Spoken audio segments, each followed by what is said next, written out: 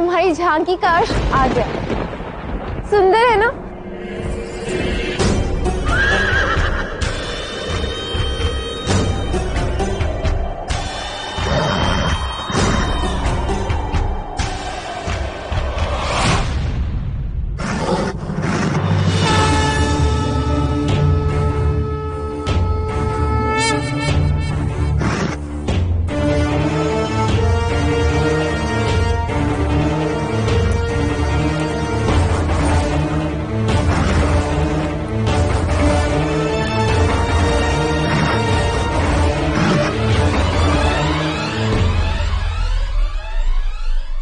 यदा यदा हि धर्मस्य ग्लानिर्भवति भारत अभ्युत्थानमधर्मस्य तदात्मानं सृजाम्यहम्।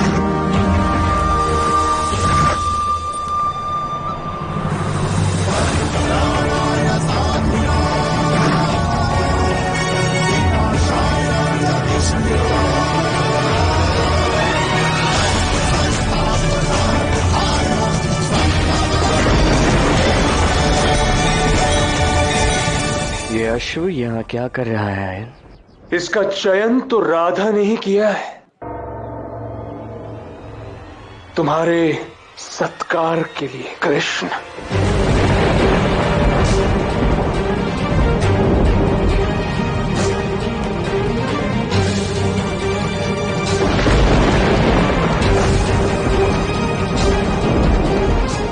यदि यही राधा का चुनाव है तो आज यही अश्व झांकी निकालेगा।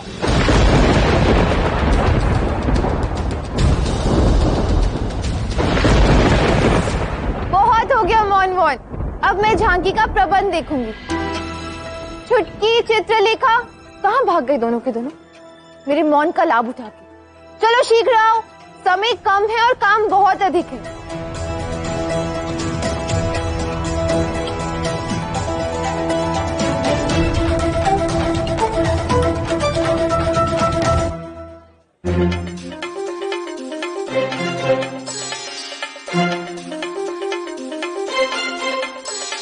स्वागत है आप सभी का कान्हा की इस दिव्य और भव्य सम्मान यात्रा में। आज इस सम्मान यात्रा में कान्हा को फूलों के हार पहनाकर दिव्य रथ पर बिठाकर समस्त बरसाना और वृंदावन का भ्रमण कराया जाएगा। किंतु इससे पूर्व कि इस अद्भुत यात्रा का शुभारंभ हो, हमारी प्यारी राधा आप सभी को और निसंदेह हमारे कान्हा को भी अपना धन्यवाद एक विशेष नृत्य प्रस्तुत करके देना चाहती हैं। तो मित्रों, तालियों से स्वागत होना चाहिए हमारी प्यारी राधा रानी का।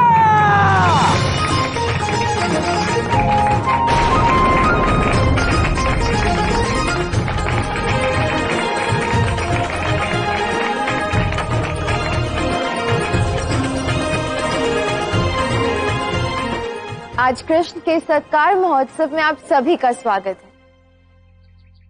आज मैं अपने नृत्य द्वारा कृष्ण को विशेष रूप से धन्यवाद देना चाहती हूँ। यहाँ उपस्थित सभी लोगों में मुझे कृष्ण का सर्वाधिक आभारी होना चाहिए। आप सभी जानते हैं कि हमारे गांव पर आए इतने बड़े संकटों का कारण मेरे गलत निर्णय थे, जिसकी कृष्ण ने भरपाई करके अपने मान सम्मान को त्याग कर मेरी की हुई भूल के लिए क्षमा मांगकर हमें इस विपदा से बचाया। सच में तुम बहुत महान हो कृष्ण।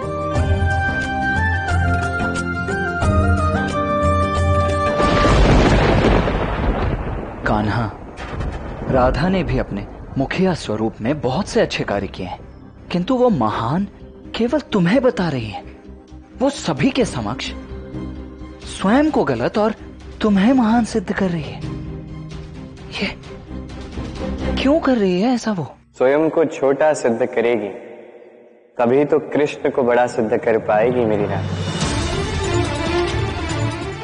अब राधा को कैसे समझाऊं? राधा और कृष्ण एक ही, एक समान, कोई छोटा कोई बड़ा नहीं है। वो कृष्ण ही है जिसने मेरी हर भूल को सुधारा।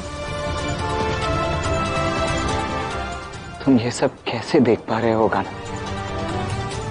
मेरा तो मन व्याकुल हो जाता है और तुम। अब मैं नहीं सहूंगा तो कौन सहेगा दाव? अंततः ये मेरी राधा जो है,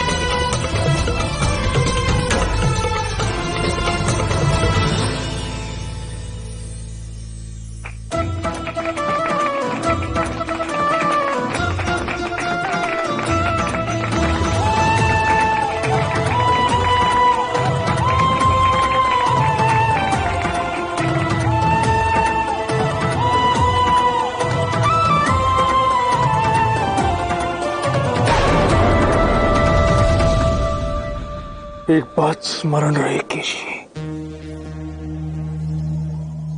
जैसे ही वो तो पुरुष तुम पर आसीन हो,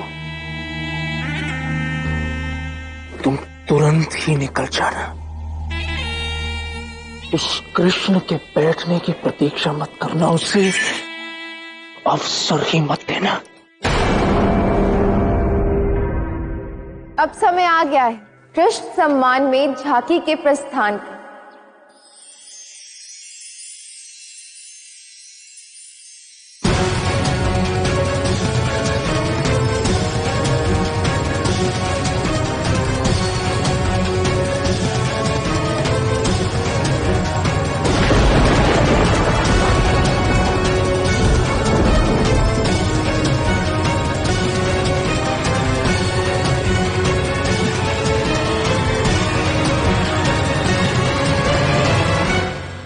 आइए काका।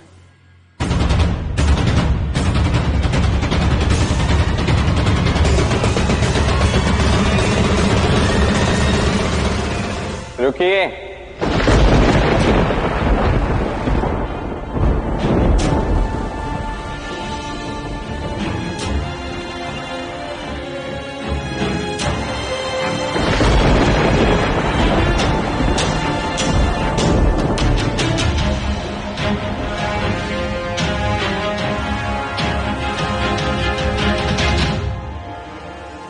इस रथ का सारथी मैं बनूंगा।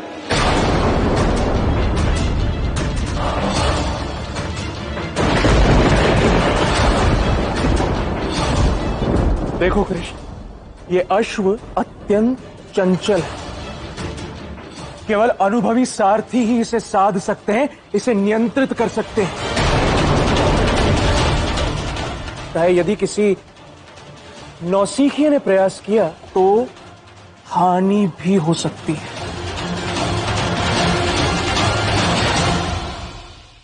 आयन का कहना ठीक है पुत्र।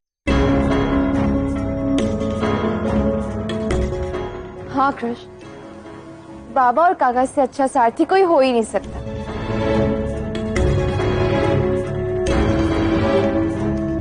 किंतु ये झांकी कृष्ण के सम्मान में हो रही है।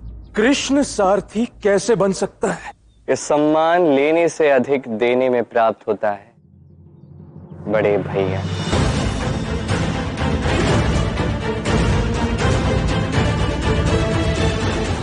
यदि मेरे बड़े मेरी सारथी बने, ये मेरे लिए सम्मान नहीं,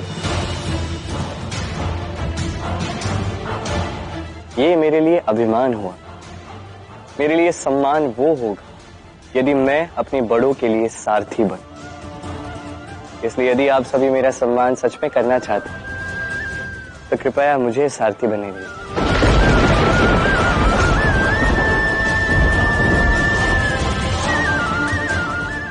बात तो उचित कही कहना तुमने। कितनी प्यारी बात कही है मेरे लल्ला ने।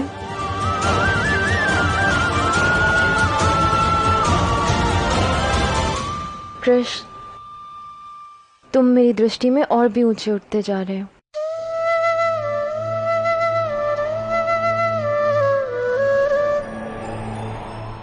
उचित है, किंतु तुम एक बात भूल रहे हो कृष्ण। तुम केवल एक ग्वाले हो। एक अनुभवी सारथी का कर्म कर पाओगे?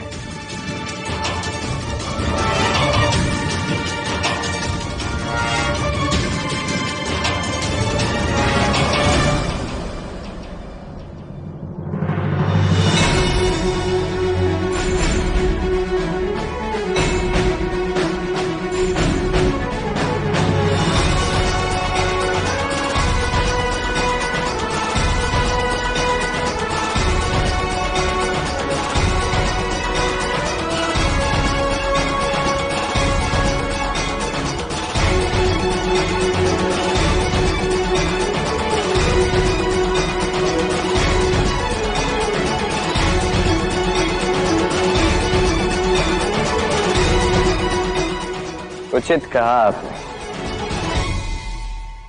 मुझे सारथी के धर्म का, उसके कर्म का अनुभव तो नहीं है, किंतु भविष्य के गर्भ में क्या पल रहा ये हमें नहीं पता।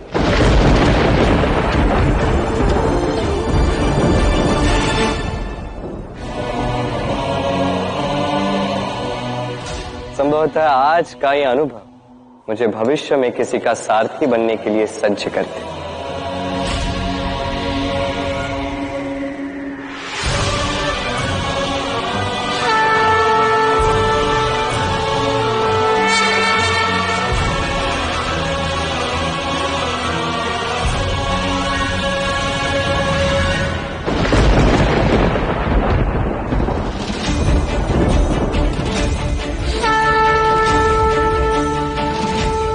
धन्यवाद मुझे यह अवसर देने के लिए।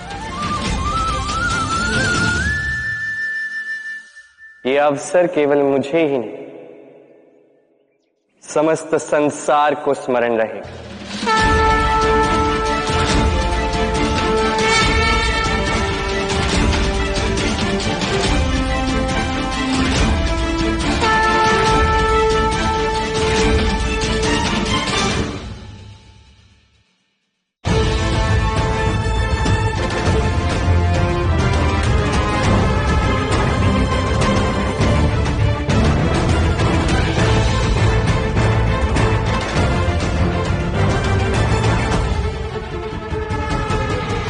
तो ठीक कृष्ण,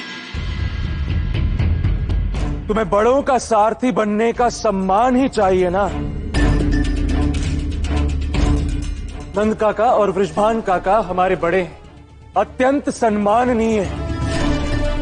अब ये इस रथ पर आसीन होंगे और तुम बनोगे इनके सारथी।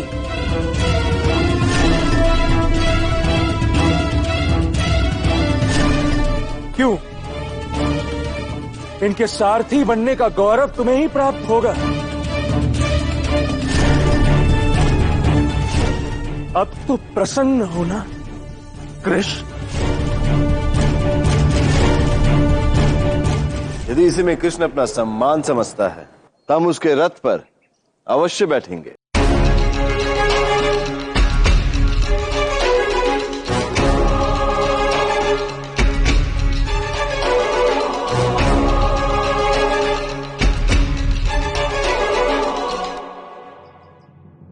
आओ मित्र।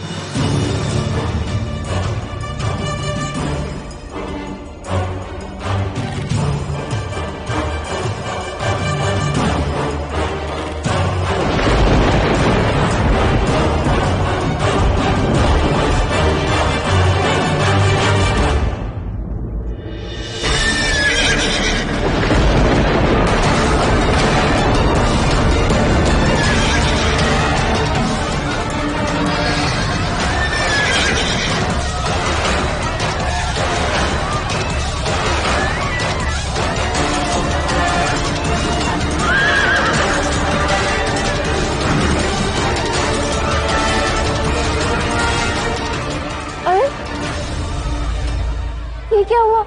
इसमें मेरा क्या दोष?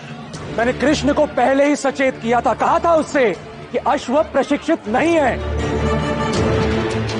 यदि उसे घोड़े हाँकने का कोई अनुभव ही नहीं है तो सारथी बनने की क्या आवश्यकता थी? ये सारी बातें छोड़ो, हमें शीघ्र चलना चाहिए। मैं तुम्हें कुछ नहीं होने दूंगी कृष्ण। हमारे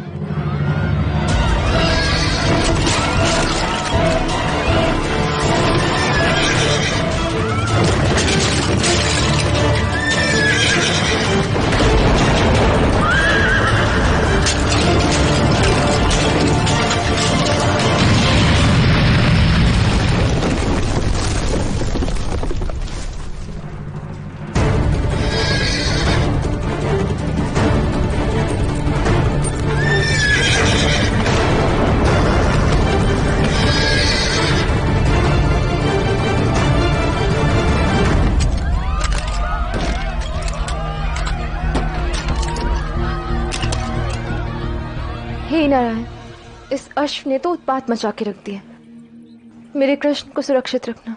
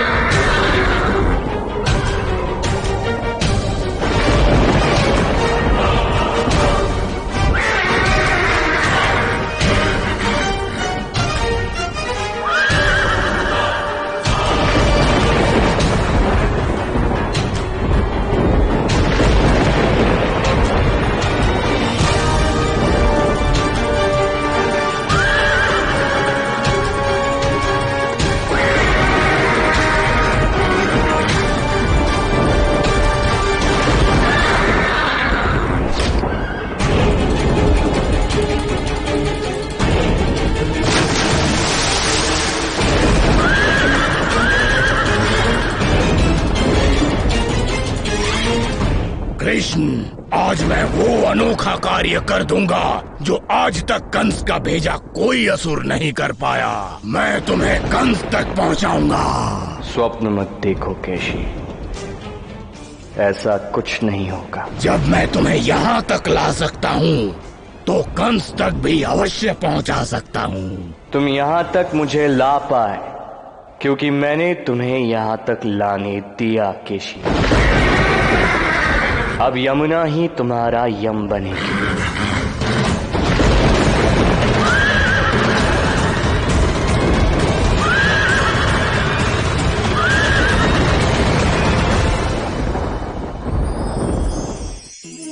काल, कहते हैं काल से परे कुछ नहीं होता।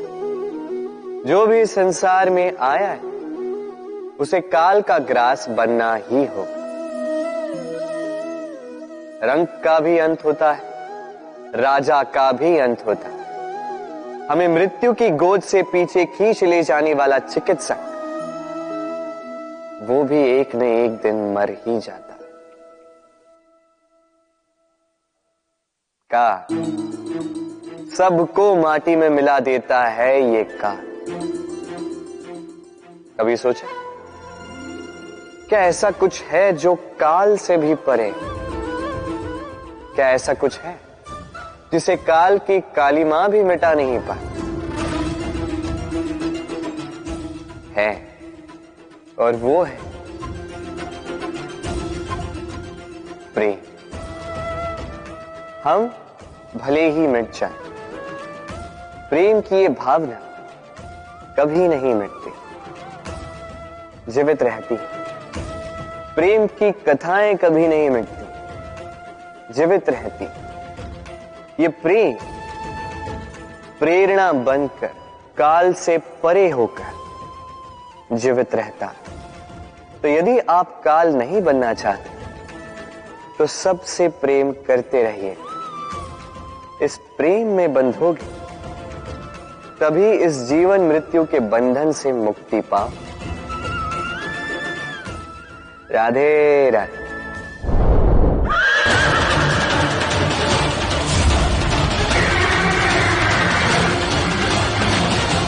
कृष्ण ने आज एक अत्यंत महान काम किया है। केशी नामक अश्व से हम सभी के प्राण बचाए, इसलिए मैं कृष्ण को एक नया नाम देना चाहती हूँ। मैं कृष्ण को केशव नाम से सम्मानित करना चाहती हूँ।